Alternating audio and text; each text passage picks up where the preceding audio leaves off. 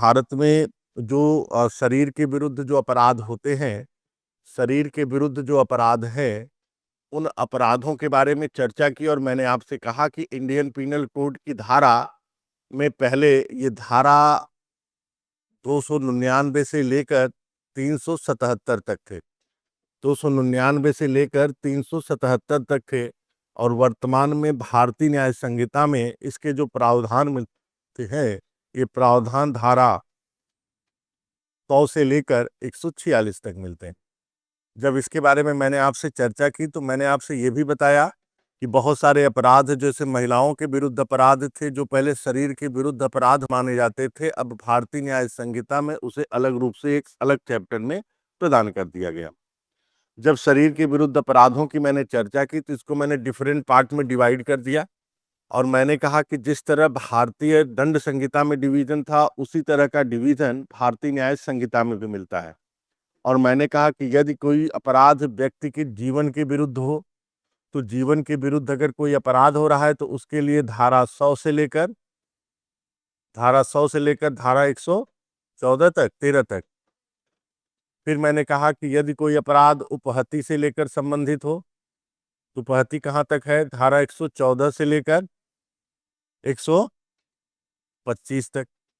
तीसरा मैंने कहा कि यदि कोई व्यक्ति सदोष परिरोध या सदोष अवरोध कर रहा है, क्या कर रहा है? सदोष परिरोध या सदोष अवरोध, तब ऐसी स्थिति में कहां पर है? धारा 126 से लेकर 127 तक। तीसरी चीजें मैंने कहा कि यदि कोई व्यक्ति क्या कर रहा है? अपहरण या व्यापारण कर रहा है, तब ऐसी स्थिति में 128 से लेकर 100। हाँ, फिर हम आपराधिक बल के बारे में बात कर रहे हैं और कहां पर है? 128 से लेकर 136 तक। और अगला जो पार्ट है वो आपका अपहरण और व्यापहरण को लेकर है। वो आपके अपहरण और व्यापहरण के लिए है, जो धारा कितनी है? 137 से लेकर 146 तक।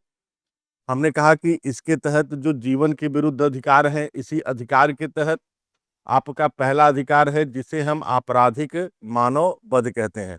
ऐसा मानव वध में हत्या भी शामिल है, लेकिन आपराधिक मानव वध एक अलग धारा है। मैंने कहा कि भारतीय न्याय संहिता में कुछ ऐसे अपराध हैं जिन अपराधों को यहाँ पर नया जोड़ा गया, और इन अपराधों में मैंने कहा कि 100 धारा का 103 का खंड 2, 317 का खंड 4, फिर मैंने कहा कि संगठित अपराध के बाद छोटे संगठित अपराध, और फिर मैंने कहा आतंकवादी कृत्य। ऐसे अपराध क्या थे जो शरीर के विरुद्ध अपराधों में जोड़े गए। जब मैंने इसके बारे में चर्चा की तो सबसे पहले अपराध आपराधिक मानववध की चर्चा की, और आपराधिक मानववध की चर्चा के दौरान मैंने आपसे कहा कि अगर मानववध दो प्रकार के होते हैं, एक ऐसा मानववध जिसके अंतर्गत हत्या शामिल नहीं है, और दूसरा जिसमें हत्या शामिल है। तो जो आपराधिक मानववध है वो क्या है? जीनस है, और हत्या क्या है? स्पीशीज है। इसके बारे में भी मैंने चर्चा की। मैंने कहा कि आपराधिक जो मानववध होता है वो दो प्रकार का होता है, अर्थात ये एक शब्द से इंग्लिश के टर्म से बना है जिसका मतलब होता है होमिसाइड, होमी तथा साइड। तो होमी और साइड, होमी का मतलब होता है मानव और साइड का मतलब होता है किलिंग, अर्थात मानव के द्वारा मानव की हत्या करना ही होमिसाइड कहलाता है। जब मैंने इसके बारे में बताया तो मैंने कहा कि होमिसाइड जो होता है वो दो प्रकार का होता है। पहला जो होमिसाइड होगा वो विधि के अनुसार होगा, अर्थात विधिपूर्ण होगा, और दूसरा जो होगा वो विधि के विरुद्ध होगा। तो मैंने कहा कि विधि के अनुसार जो है वो दो प्रकार का होता है। एक ऐसे अपराधों के बारे में बात करता है जो अपराध क्या होते हैं? क्षमा योग्य होते हैं। ऐसे अपराध होते हैं जो क्षमा योग्य होते हैं, और दूसरे अपराध जो होते हैं वो कैसे होते हैं? वो जस्टिफाइबल होते हैं, अर्थात न्याय संगत होते हैं। इसके बारे में मैंने आपसे बताया कि कौन से अधिकार क्षमा योग्य हैं और कौन से कार्य न्याय संगत हैं। जब मैंने अविधि रूप से अर्थात अनलॉफुल के बारे में बताया कि जो विधि पूर्वक नहीं है, तो इसी के तहत हमने आपके आपराधिक मानववध और हत्या के बारे में उल्लेख की। तो भारतीय न्याय संहिता में आपराधिक मानववध और हत्या को अलग अलग धाराओं में डिफाइन किया गया है, और धारा जो 100 है वो आपराधिक मानववध को परिभाषित करती है, धारा जो 100 है वो आपराधिक मानववध को परिभाषित करती है, और धारा जो कहती है कि यदि कोई व्यक्ति जो कोई मृत्यु कारित करने के आशय से, यदि कोई व्यक्ति मृत्यु कारित करने के आशय से, मृत्यु कारित करने के आशय से, मृत्यु कारित करने के आशय से ऐसी शारीरिक क्षति कारित करता है, ऐसी शारीरिक क्षति, ऐसी शारीरिक क्षति, ऐसी शारीरिक क्षति कारित करने के आशय से, ऐसी शारीरिक क्षति कारित करने के आशय से, जिसमें ये संभावना है, जिसमें जिसमें मृत्यु कारित होने की संभावना है, जिसमें मृत्यु कारित होने की संभावना है, मृत्यु कारित होने की संभावना है, मृत्यु कारित होने की संभावना है। और यह ज्ञान रखते हुए, या यह ज्ञान रखते हुए, या यह ज्ञान रखते हुए, यह ज्ञान रखते हुए, यह ज्ञान रखते हुए कि इस कार्य से मृत्यु कारित कर दे, कि इस कार्य से मृत्यु कारित कर दे, इस कार्य से मृत्यु कारित कर दे, इस कार्य से मृत्यु कारित कर दे। तो यदि कोई व्यक्ति ऐसा कोई कार्य करके, ऐसा कोई कार्य करके, ऐसा कोई कार्य करके मृत्यु कारित करता है, ऐसा कोई कार्य करके मृत्यु कारित करता है, तो ऐसे कार्यों को हम आपराधिक मानववध की श्रेणी के अंतर्गत शामिल करते हैं। तो मैंने कहा कि जो मृत्यु कारित करने के आशय से, जो मृत्यु कारित करने के आशय से ऐसी शारीरिक क्षति कारित करता है जिसमें मृत्यु करने की क्या है, संभावना है, या यह ज्ञान रखते हुए कि इस कार्य से मृत्यु कारित हो सकता है, कोई कार्य करता है और जिससे मृत्यु कारित होती है, तो ऐसी स्थिति में इसे आपराधिक मानववध कहते हैं। अगर आपने धारा 100 देखा तो धारा 100 में एक बात क्लियर है कि इसमें व्यक्ति की मृत्यु होना आवश्यक है, इसमें व्यक्ति की मृत्यु होना क्या है, आवश्यक है। और अगर हमने धारा 100 को देखा तो दो तत्व स्पष्ट रूप से सामने आते हैं, और ये डिफरेंट जो तत्व सामने आते हैं, पहला जो तत्व है वो है आशय, और दूसरा जो तत्व है वो क्या है, ज्ञान। अर्थात यहाँ पर आशय तथा ज्ञान दोनों की उपस्थिति होती है। यदि हम देखें तो धारा 100 के तीसरे जो खंड में है, यहाँ पर ज्ञान की बात की गई है, यहाँ पर ज्ञान की बात की गई कि यह ज्ञान रखते हुए यदि कोई व्यक्ति कोई ऐसा कार्य करता है कि जिससे उस व्यक्ति की मृत्यु कारित हो जाती है, तो ऐसी स्थिति में उसके द्वारा किया गया कार्य आपराधिक मानववध की श्रेणी में शामिल होगा। जब ऐसी स्थिति में मैंने आपको बताया, तो मैंने आपको स्पष्ट रूप से बताया कि जब कोई व्यक्ति मृत्यु कारित करने के आशय से, तो जब मैंने मृत्यु कारित करने के आशय के टर्म की व्याख्या की, तो मैंने आपको एक चीज स्पष्ट बताया कि मृत्यु कारित किसका किया जाएगा, मानव का। तो मानव शब्द के अंतर्गत तो मैंने आपसे सबसे पहले बताया कि मृत्यु शब्द का मतलब क्या होता है, कि मृत्यु का मतलब होता है कि यदि किसी मानव की मृत्यु कारित हो रही है, और मानव शब्द के अंतर्गत ऐसा व्यक्ति शामिल होता है जो व्यक्ति वास्तव में क्या हो, जीवित हो या शरीर पर हो।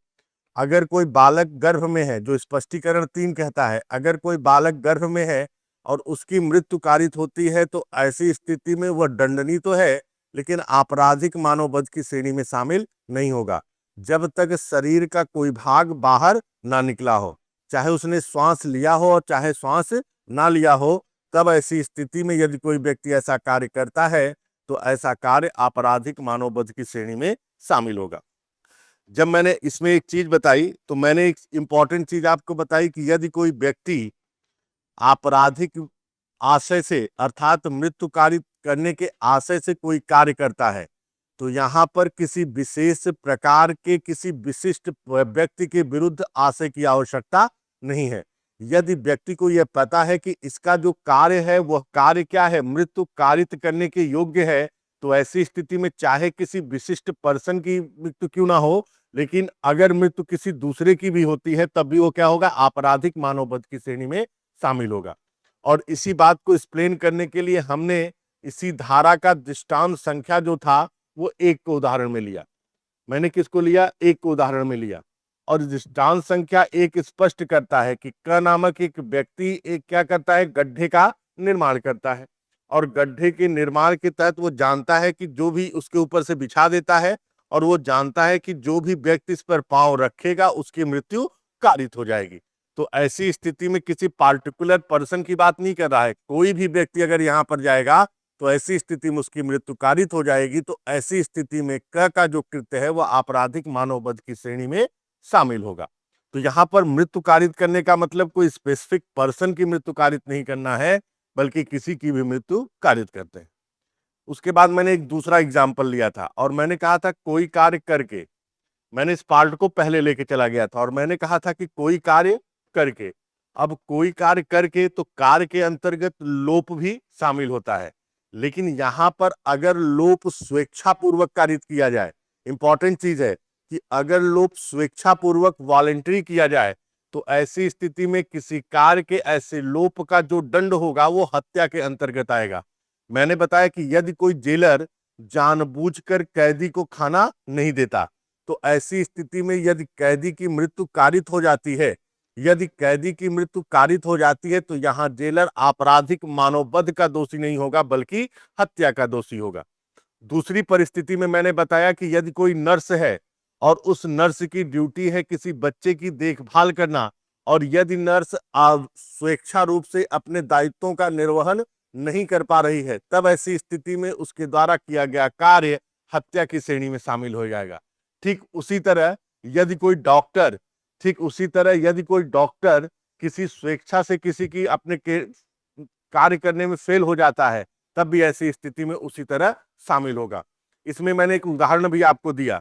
मैंने कहा कि उदाहरण के तौर पर समझिए कि अगर किसी एक व्यक्ति को नदी के किनारे पर नियुक्त कर दिया गया, अब ये संविदा के माध्यम से नियुक्त हुआ है, लेकिन संविदा के माध्यम से व्यक्ति के ऊपर क्या है, विधिक दायित्वों का निर्वहन हो रहा है।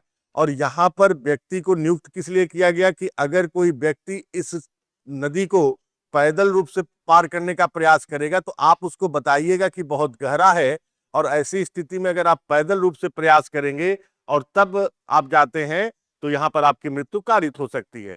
तो यदि वह व्यक्ति अपने कार्य का लोप करता है अर्थात किसी व्यक्ति को नहीं बताता, तो ऐसी स्थिति में वह व्यक्ति आपराधिक मानववध का दोषी होगा। इस कार्य के अंतर्गत हमने कहा कि यदि कोई कार्य शब्दों के माध्यम से किया जाए, वर्ड के माध्यम से किया जाए, तो क्या ऐसी स्थिति में इसके द्वारा किया गया कार्य आपराधिक मानववध की श्रेणी में आएगा या नहीं। एक एग्जाम्पल के माध्यम से देखिए, अगर कोई व्यक्ति है और उसकी पत्नी किसी सदमे में है और पुलिस अधिकारी के द्वारा या किसी ऑफिसर के द्वारा उस पत्नी को हॉस्पिटल में एडमिट किया गया है और पत्नी बार बार अपने पति का नाम ले रही है, तो ऐसी स्थिति में पुलिस ऑफिसर यदि ऐसी बात कह दें कि उसकी मृत्यु हो गई और उस सदमे से अगर उसकी मृत्यु हो जाए तो वहां पर वो आपराधिक मानववध के दोषी हो जाएंगे। क्यों? क्योंकि वहां पर शब्दों के माध्यम से व्यक्ति क्या किया, एक कार्य किया, और जिस कार्य के माध्यम से उस व्यक्ति की मृत्यु कारित हो गई। वहीं पर मैंने एक एग्जाम्पल और दिया और मैंने कहा सपोज दैट किसी व्यक्ति को एक ऐसी बीमारी है, किसी व्यक्ति को क्या है, एक ऐसी बीमारी है, और उस ऐसी बीमारी के कारण यदि व्यक्ति या तो जीवित रह ले या तो मृत्यु कारित हो जाए, तो व्यक्ति के पास दो विकल्प था और उस बात को सुनकर व्यक्ति ने विषपान कर लिया, तो जिसने ये बात कही वह व्यक्ति किसका दोषी होगा, आपराधिक मानववध का। और मैंने कहा कि कोई ऐसी शारीरिक क्षति कारित करने के आशय से, अब देखिए बड़ा इंपॉर्टेंट पार्ट है, जब आप हत्या में बात करेंगे तो दोनों में आशय है, दोनों में क्या है, आशय है कि ऐसी शारीरिक क्षति कारित करने के आशय से जिसमें मृत्यु करने की संभावना है। यहाँ पे संभावना है कि अगर हम किसी स्वस्थ व्यक्ति को कोई ऐसा प्रहार करें और इस प्रहार से उसकी मृत्यु कारित हो सकती, इसकी संभावना मतलब प्रोबेबिलिटी कितनी अधिक है। अगर हम उसके यहाँ पर चोट मार रहे हैं तो ऐसी स्थिति में हो सकता है कि चोट कहीं अंदरूनी लगे और मृत्यु कारित हो जाए, और अगर हम उसके सर पर मार रहे हैं तो ये भी निश्चिता है कि सर के बीचों बीच, इसका मतलब है कि हमारी प्रोबेबिलिटी क्या है, हाई है कि इस व्यक्ति की मृत्यु कारित हो सकती है। तो कभी कभी क्या होता है कि कोई ऐसी शारीरिक क्षति कारित करना जिससे क्या हो जाए कि व्यक्ति की मृत्यु संभव है। जैसे मैंने आपसे कहा था कि कोई एक व्यक्ति है और वह व्यक्ति क्या कर रहा है, वह व्यक्ति के ऊपर लाठियों से प्रहार किया जा रहा है, दो पर्सन है और एक व्यक्ति के ऊपर लाठियों से प्रहार कर रहे हैं। ऐसी स्थिति में उसको 2-3 लाठी मारते हैं।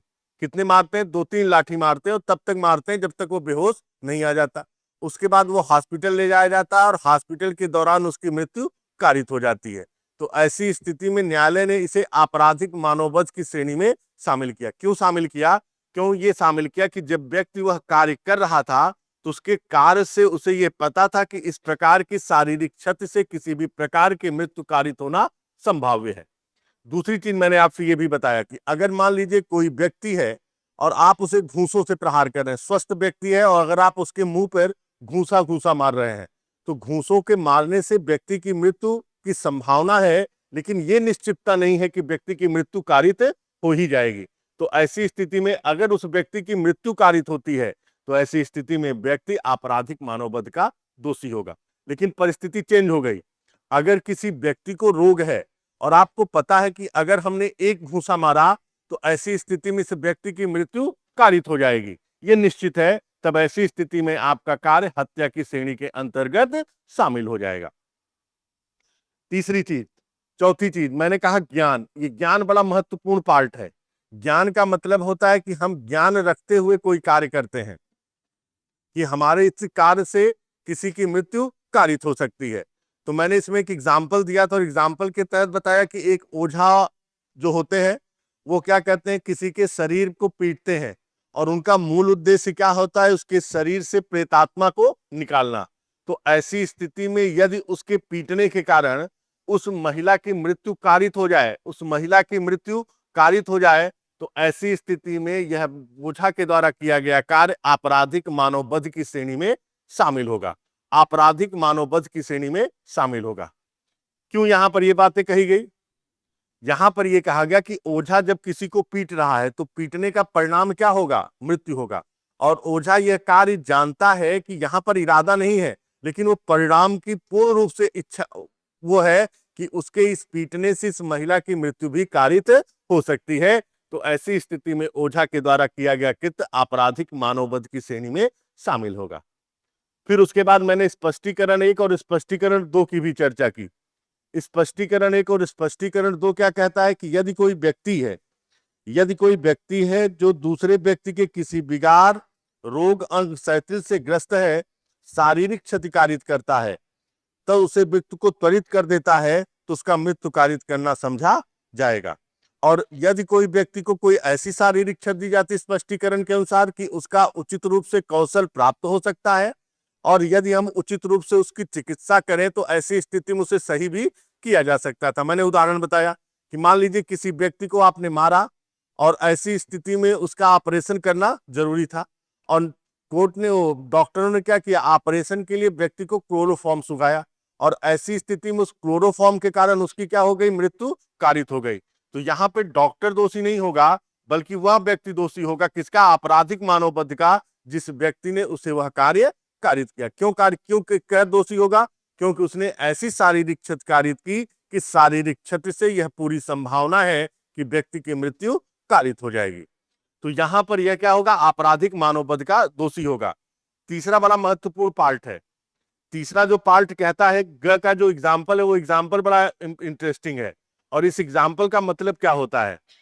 कहता है कि पढ़िए, क एक मुर्गे को मार डालने के आशय से, एक मुर्गे को मार डालने के आशय से, चुरा लेने के आशय से उस पर गोली चलाकर ख को, जो एक झाड़ी के पीछे है, मार डालता है, किंतु क यह नहीं जानता था कि ख वहां है।